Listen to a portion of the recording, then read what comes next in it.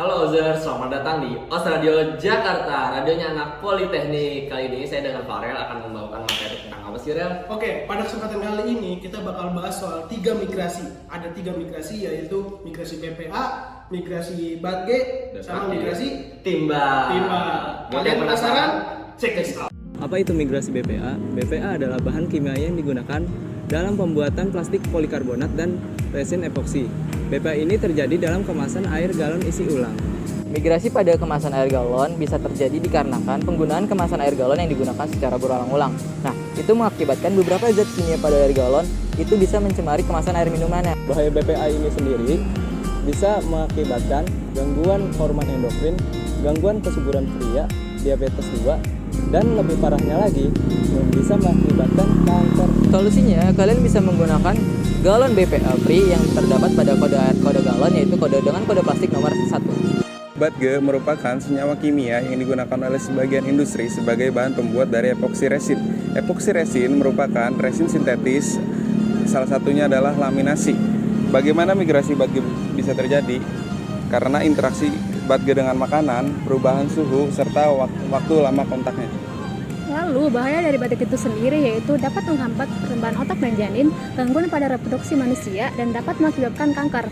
Lalu, apa sih solusi dari batik itu?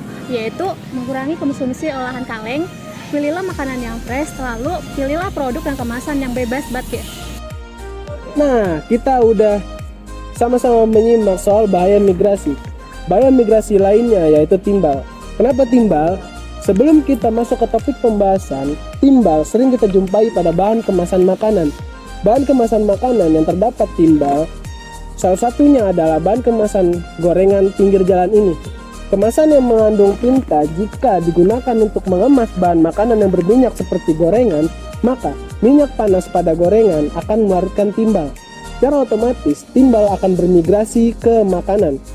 Dan makanan tersebut atau makanan yang sudah terpapar timbal akan dikonsumsi oleh manusia atau konsumen.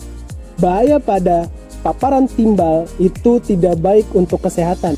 Untuk bahaya timbal, ketika timbal dalam tubuh manusia terakumulasi sampai batas tertentu, maka gangguan kronis dapat terjadi. Yang pertama seperti gangguan sistem saraf pusat, yang kedua gangguan saluran pencernaan, yang ketiga parestesia, yang keempat gangguan otak, yang kelima gangguan reproduksi. Kenapa sih timbal bisa terjadi? Faktor utamanya adalah tinta pada kemasan tersebut. Yang kedua yaitu adalah minyak dengan suhu yang tinggi. Untuk solusinya, yang pertama menggunakan tinta cetak yang aman untuk makanan. Dan yang kedua, sebisa mungkin hindari tinta cetak pada kemasan yang bersentuhan langsung dengan makanan. Berarti selain kemasan gorengan ada lagi nggak sih? Nah, selain daripada kemasan gorengan pinggir jalan ini, kemasan-kemasan yang mengandung timbal yaitu kemasan-kemasan pada jajanan-jajanan pinggir jalan lainnya. Kayak contohnya fried chicken, cireng, cimol, dan lain-lain.